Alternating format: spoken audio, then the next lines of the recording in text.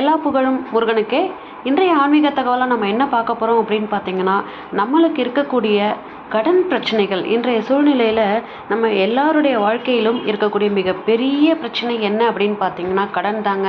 நம்ம பேங்க்கில் வாங்கியிருந்தாலும் அது கடன் தான், ஒருத்தர்கிட்ட நம்ம கடனாக வட்டிக்கு வாங்கியிருந்தாலும் அது கடன் தாங்க. எப்படி பார்த்தாலும் கடன் கடன் தானே. அதை அடைக்க முடியாமல் நம்ம படுற கஷ்டம் எவ்வளவு எப்படிப்பட்டதுன்னு அதை வாயால் சொல்ல முடியாது.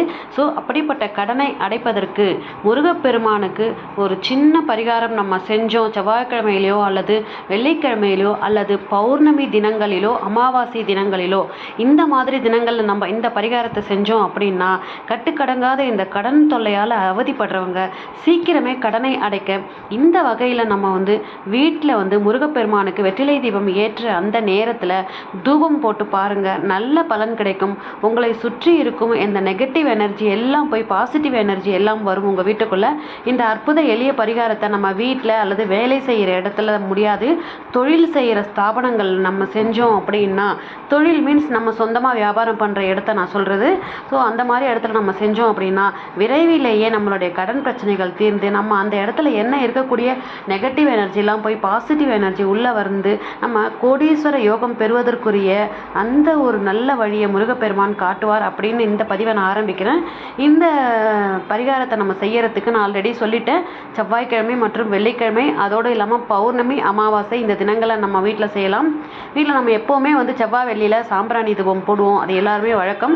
ஸோ அந்த மாதிரி ஏன் போடுறோம் அப்படின்னா நம்ம வீட்டில் இருக்கக்கூடிய கெட்ட சக்திகள் நெகட்டிவ் எனர்ஜி எல்லாம் விரட்டி அடிக்கிறதுக்காக தான் நம்ம சாம்பிராணி தூபம் போடுவோம். இதை நம்ம சாதாரணமாக போடுற சாம்பிராணி தூபத்தோட நீங்கள் நாட்டு மருந்து கடையில் கேட்டிங்க அப்படின்னா இது கொடுப்பாங்க. என்ன அப்படின்னா பால் சாம்பிராணி அப்படின்னு கேட்டு வாங்கிக்கோங்க. இந்த பால் சாம்பிராணி அப்படிங்கிறது எப்படி இருக்கும் அப்படின்னா பால் மாதிரி வடிகிற பிசின் திரவத்திலிருந்து எடுக்கப்படுறது தான் இந்த பால் சாம்பிராணி அப்படின்னு சொல்லக்கூடியது.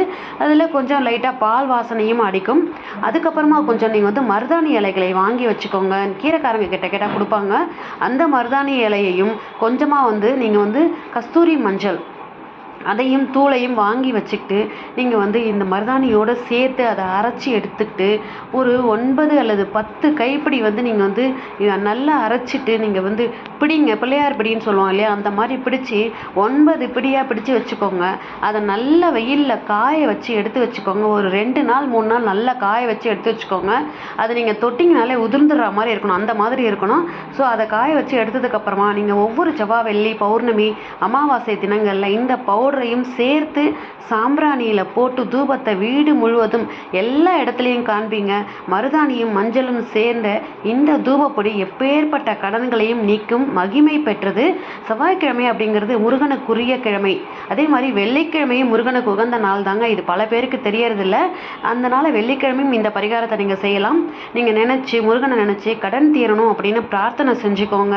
அதுக்கப்புறம் தூபத்தை வீடு முழுவதும் காண்பிச்சுட்டு முருகனுக்கு பூஜை செய்யுங்க. நீங்கள் என்ன ஸ்லோகம் சொல்கிறீங்களோ, வேல்மாறலாக இருக்கட்டும், கந்தசஷ்டி கவசமாக இருக்கட்டும், குமாரஸ்தவமாக இருக்கட்டும், எதுவாக இருந்தாலும் சரி, திருப்புகழாக இருந்தாலும் சரி, நீங்கள் படிங்க. எது தெரிஞ்சாலும் படிங்க.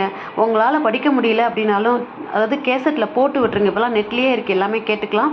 ஸோ அந்த மாதிரி போட்டுட்டு நீங்கள் இந்த பூஜையை பண்ணுங்கள். மருதாணி மகாலட்சுமியோடைய அம்சம். அதனோட மஞ்சளும் சேரும்போது வீட்டில் இருக்கக்கூடிய நெகட்டிவ் எனர்ஜி, நம்மளை சுற்றி இருக்கக்கூடிய நெகட்டிவ் எனர்ஜி எல்லாம் மாறி பாசிட்டிவ் எனர்ஜியாக நம்ம வீட்டுக்குள்ளே வரும். எப்பேற்பட்ட கண் திருஷ்டியாக இருந்தாலும் தீய சக்திகளும் துர்தேவதைகளும் தரித்திரங்களும் நம்மை விட்டு விலகும் அப்படிங்கிறது தான் நம்பிக்கை. அது மட்டும் இல்லாமல் எப்படிப்பட்ட நெகட்டிவ் எனர்ஜி எப்படிப்பட்டதாக இருந்தாலும் சரி அது உங்களை விட்டு போயிடும். இதனால் உங்களை ஆட்டி படைக்கும் கடன் தொல்லை தீரும். முருக கவசங்களை படிக்க படிக்க கடன் தீர்ந்து வாழ்வில் வசந்தம் வீச ஆரம்பிச்சிடும். கடன் ஒன்று இல்லைனாலே மனுஷன் நிம்மதியாக இருப்பாங்க. ஸோ அந்த கடன்கள் தீர்ந்து உங்களுடைய வாழ்க்கையிலும் பணம், வருமானம், நடமாட்டம் அதிகமாகும் அப்படிங்கிற நல்ல தகவலோட இன்றைய ஆன்மீக தகவலை நான் முடிச்சுக்கிறேன். இது போன்ற ஆன்மீக தகவல்களை பெற சேயோன் ஆன்மீகம் சேனலை சப்ஸ்கிரைப் பண்ணி சப்போர்ட் பண்ணுங்கள். அடுத்த பதிவில் சந்திக்கிறேன். நன்றி, வணக்கம்.